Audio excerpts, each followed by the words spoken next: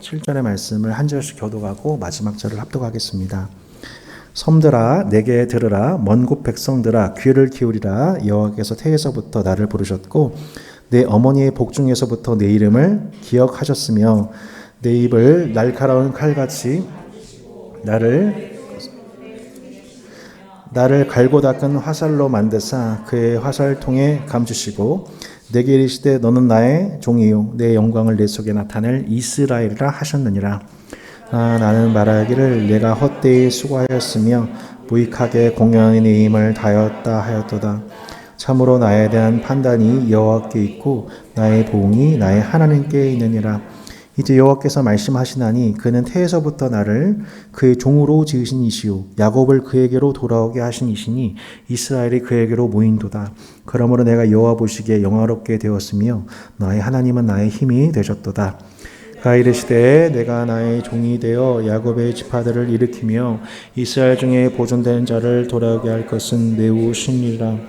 내가 또 너를 이방의 빛으로 삼아 나의 구원을 베풀어서 땅까지 이르게 하리라. 함께 읽겠습니다.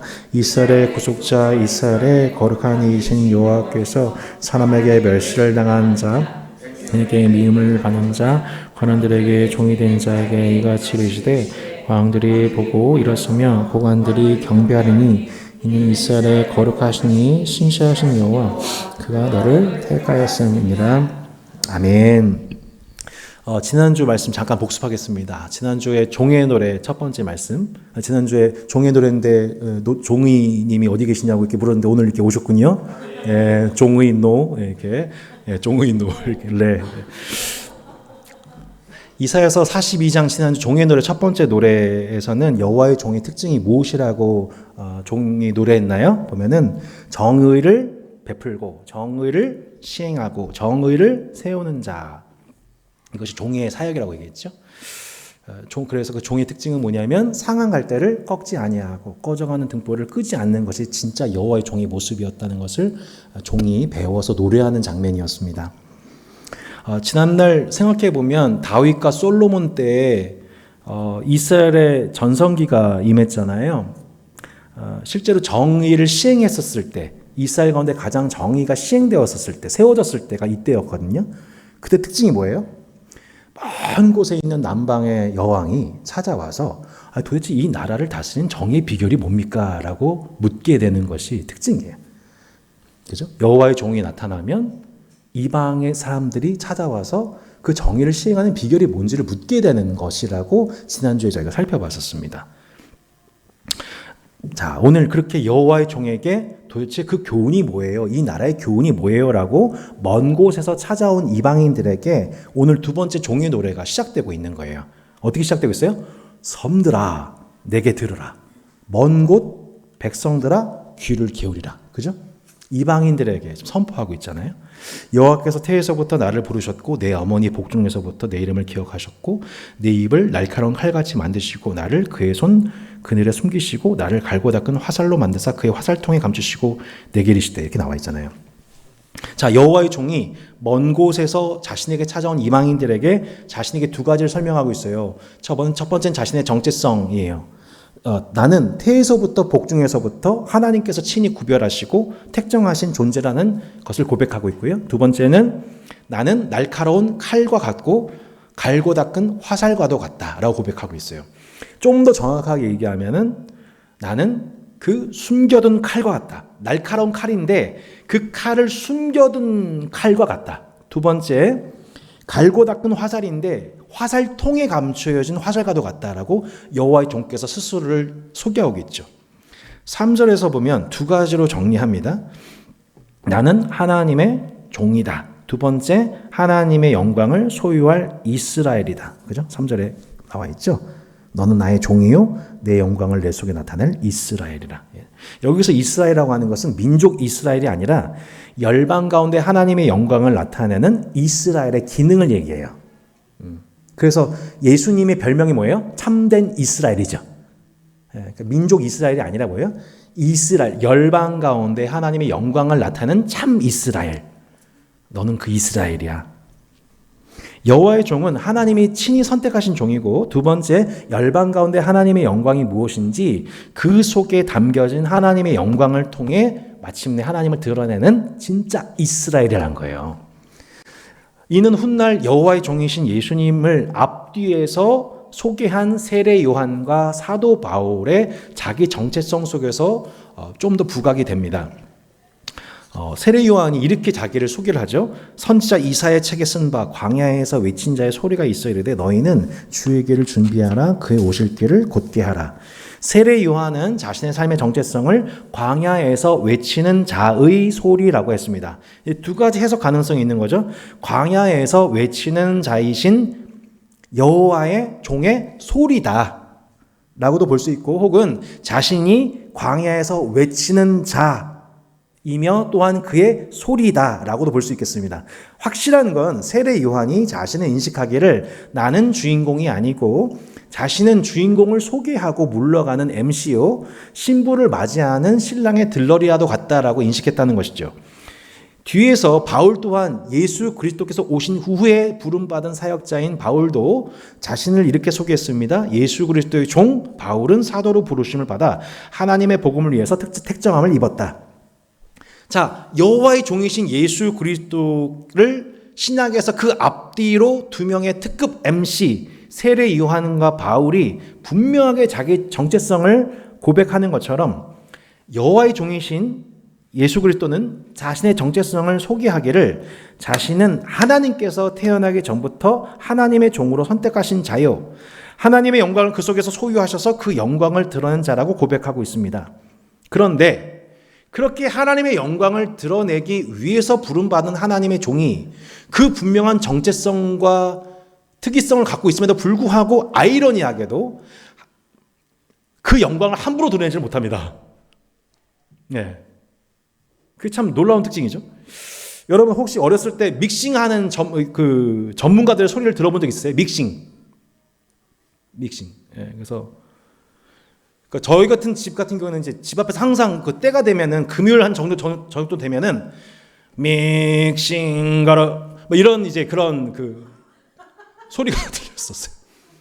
예, 믹싱 가라 이런 비슷한 소리가 이렇게 들려오면은, 그러니까 이게 지방 버전마다 약간 다른 것 같아요. 뭐 어떤 데는 칼가라 뭐 이렇게 뭐 그런 쪽이 있고, 저는 믹싱 가라 뭐 이렇게 그렇게 들리면 이게 재밌어요. 네, 참 여러분 포인트를 참 너무 어려운 것 같아요. 진짜 고급 유머는 반응하지 못하고 이런 거 좋아하시는. 그럼 막 그 믹싱 가라 하면은 이게 무슨 소리인지도 어렸을 때 모르다가 갑자기 이렇게 동네 아주머니들이 이렇게 칼을 이렇게 들고 하나둘씩 가져오면서 뭐 신세계 장면 같죠? 칼 들고 막 이렇게 막 들어와 뭐 이렇게 막 이런 이렇게 가져오셔가지고 무슨 느와르 영화 보는 것 같아요. 막 다 칼 들고 나와가지고 꽤 긴 시간 칼을 막 갈죠. 그럼 정교해진 칼끝 가지고 이제 음식을 쉽게 썰 수 있게 되는 거란 말이에요. 여러분 갈고 닦은 화살하면 여러분 떠오르신 영화 없어요? 최종병기 활 못 보셨어요? 최종병기 활에 보면은, 네, 여러분 문화생활도 즐기십시오. 네, 이렇게 그 최종병기 활에 보면은 그 박태민 씨가 이렇게 아주 그죠? 이렇게 화살이 있는데 활이 없으니까 그 순간 막 나무를 베어다가 순식간에 화살촉을 만들어 가지고 순식간에 5명의 그 여진족을 무찌른 장면 나오지 않습니까? 여호와의 종은 마치 뭐냐면 날카로운 칼과 같고, 날카로운 칼인데 그 칼을 칼집에 꽂은 상태의 그 칼과도 같고, 여호와의 종은 두 번째는 갈고 닦은 화살과도 같다는 거예요. 갈고 닦은 화살, 감추인 화살과도 같다는 거예요. 칼은 적들에게 드러나지 않은 칼, 화살은 화살통이 감추인 상태.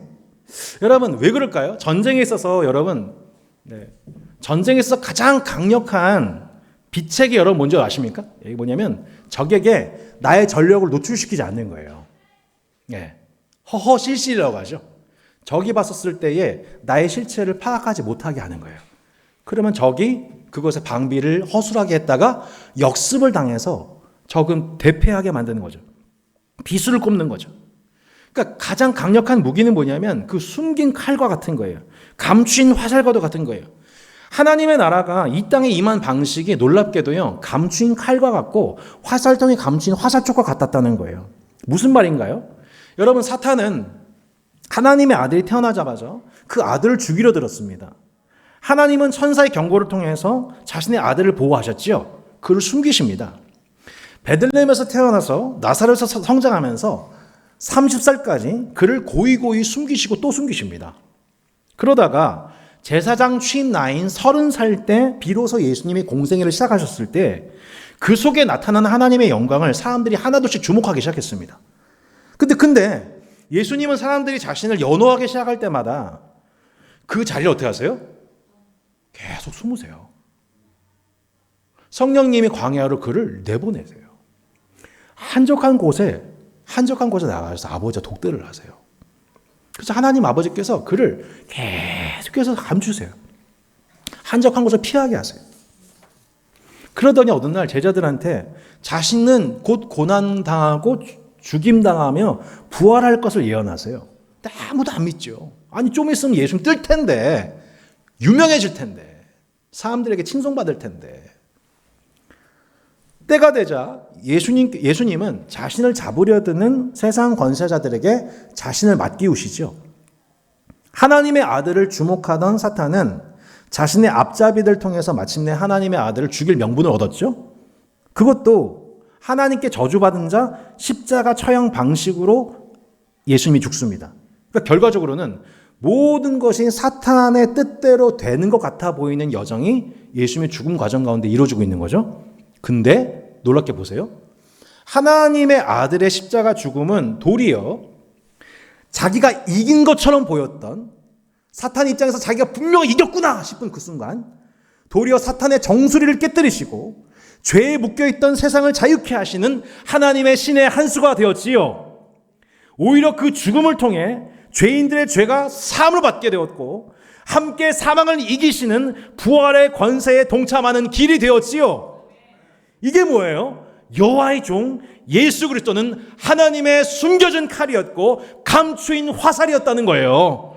그분의 죽음과 부활은 도리어 그분의 죽음과 패배가 같아 보였던, 하나님께 저주받은 것 같아 보였던 그 순간은 도리어 하나님께서 은밀하게 칼을 꺼내셔서 오랫동안 갈고 닦은 화살을 꺼내셔서 마침내 사탄의 적진에 환복판에 날려 사탄의 정수를 깨뜨리시고 세상 나라를 정복하시고 승리하시는 하나님의 칼과 화살이 된 것입니다. 그렇게 하나님의 영광이 드러나는 거죠. 이게 여호와의 종을 통해서 하나님의 영광이 드러나는 방식이었다는 것을 종의 노래 이사야 49장이 우리 가운데에 말씀하고 가르치고 노래하게 하시는 거예요. 근데 이 과정 속에서 여호와의 종에게 찾아오는 위기가 있었던 거예요. 그게 뭡니까? 4절이죠. 자, 4절 말씀 같이 한번 보겠습니다. 그러나 나는 말하기를 내가 헛되이 수고하였으며 무익하게 공연하게 네 힘을 다하였다 하였도다. 참으로 나에 대한 판단이 여호와께 있고 나의 보응이 나의 하나님께 있느니라. 제가 이번 주에 가장 계속 눈에 꽂혔던, 마음이 갔던 말씀이었어요. 너무 감정이입이 많이 되는 말씀. 여러분, 지난주 본문에 보면은 여호와의 종은 공의를 세우는 데 있어서 낙담하지 않는다고 했어요. 쇠하지 않는다고 했어요. 근데 이거는 결과론적인 얘기고, 낙담하지 않는다, 쇠하지 않는다는 얘기는 그 중간에 어마어마한 낙심과의 싸움이 있었다는 얘기예요. 어마어마한 육체적인 피곤함이 있었다는 것을 얘기하고 있는 거예요. 결과적으로 낙담하지 않고 쇠하지 않으시는 거지, 그 결과 중에서는 어마어마한 내적인 갈등이 있는 거예요. 예수님도 이 땅에서 계속해서 당하시는 게 슬픔, 고통, 낙심. 어떤 낙심이요? 나는 말하기를, 여호와의 종이 뭐라고 고백해요? 나 헛되이 수고했다. 참 헛되다. 내가 무익하게 공연하게 내 힘을 다했다. 자신의 수고가 헛되이 돌아가고 공연히 자신의 힘을 다한 것처럼 느껴지는 그 순간들을 여호와의 종께서 인간으로 맛보셨던 거예요. 그 감정을. 애지중지 양육하고 훈련한 제자들이 연신 배신하고 배반하고 자신을 팔아넘기고 연호하던 사람들이 집단적으로 자신을 모욕하기 시작합니다. 권세 잡은 자들이 무지한 자신에게 죄인의 누명을 씌우고 비웃고 모욕하기 시작합니다. 생각해 보세요. 예수님은 하나님이셨지만 예수님은 인간이셨어요.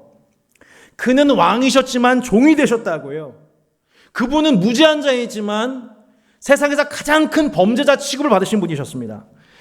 십자가를 지시기 전에 겟세마네 동산에 올라가 자신을 부인하는 세 차례의 기도, 하나님이신 그분이 간신히 기도하는 게 아버지 이 잔을 좀 내게서 거두어 주세요.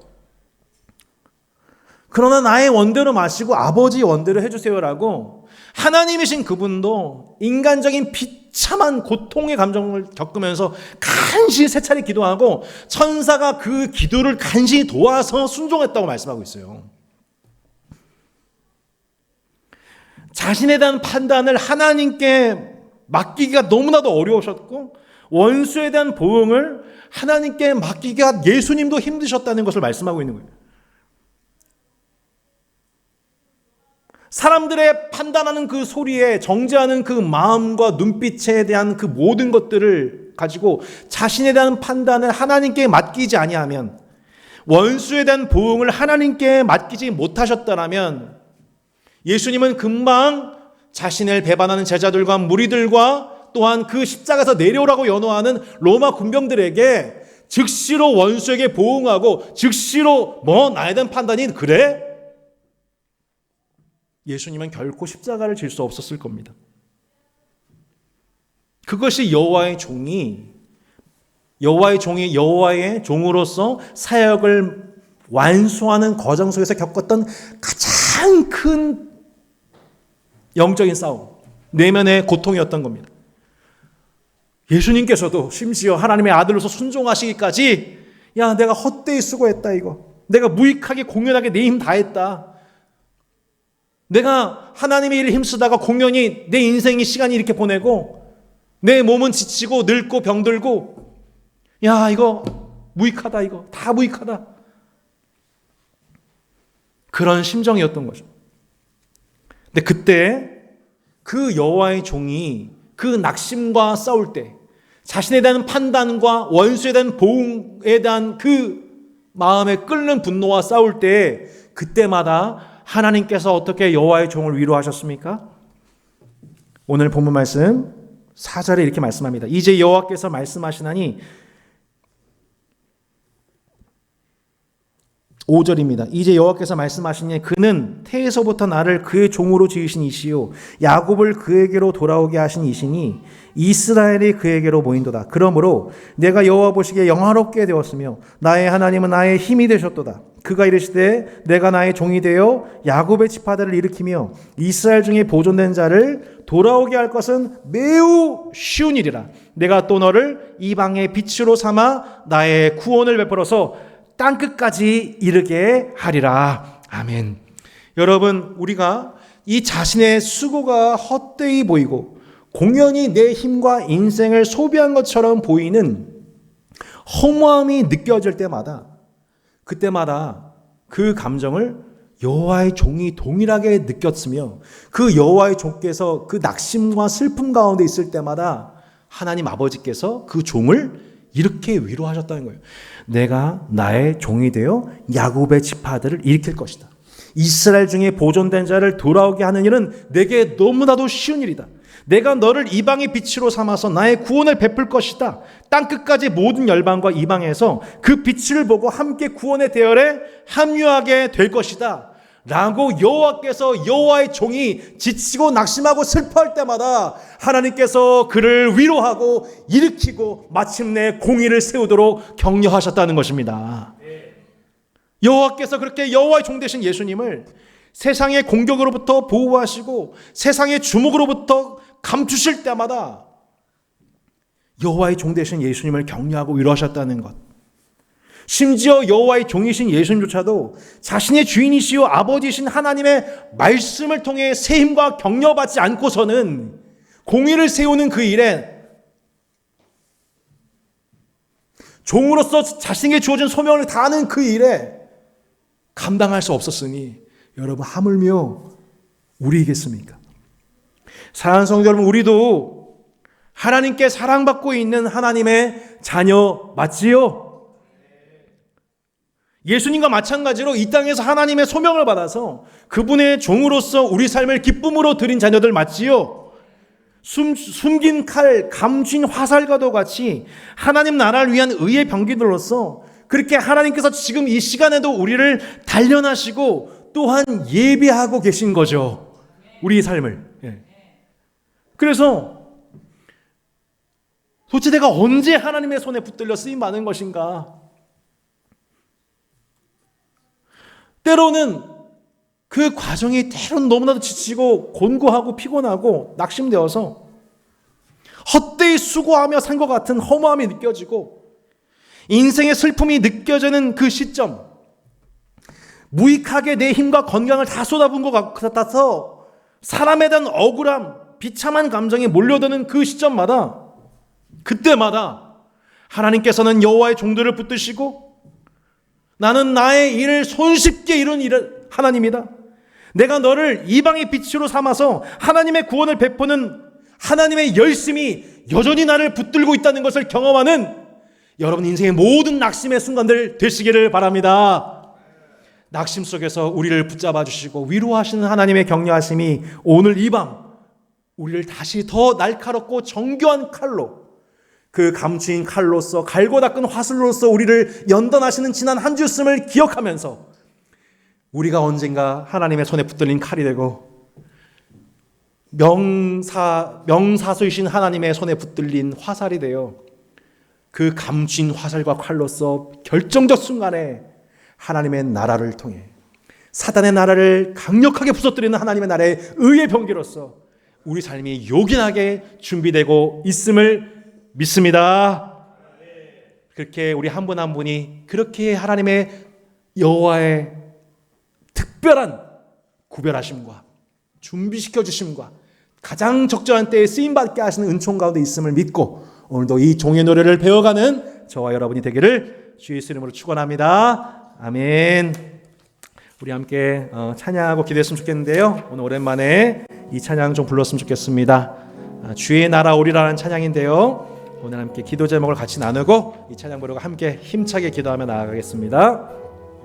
우리 함께 기도 제목 먼저 나누고 싶습니다. 우리 말씀을 적용하는 기도 세 가지 기도 제목 함께 나누고 이러면 아멘으로 화답하시면 좋겠습니다. 숨겨진 칼, 감추인 화살과 같이 하나님께서 갈고 닦으시는 인생 삼으시니 감사합니다. 하나님께서 보호하시고 숨기시며 하나님의 때에 쓰임받는 삶과 진로 되기를 소망합니다. 무기력함과 허무함을 겪는 하나님의 자녀들을 지금 이 시간 불쌍히 여기시고 주님의 격려와 새 힘으로 일어서게 하여 주시옵소서. 오늘 찬양하고 기도하는 가운데에 여호와께서 여호와의 종된 여러분 한 분 한 분을 붙들고 계심을 그 음성 듣고 일어나시는 밤이 되시기를 주 예수 이름으로 축복합니다. 함께 찬양하고 기도하겠습니다.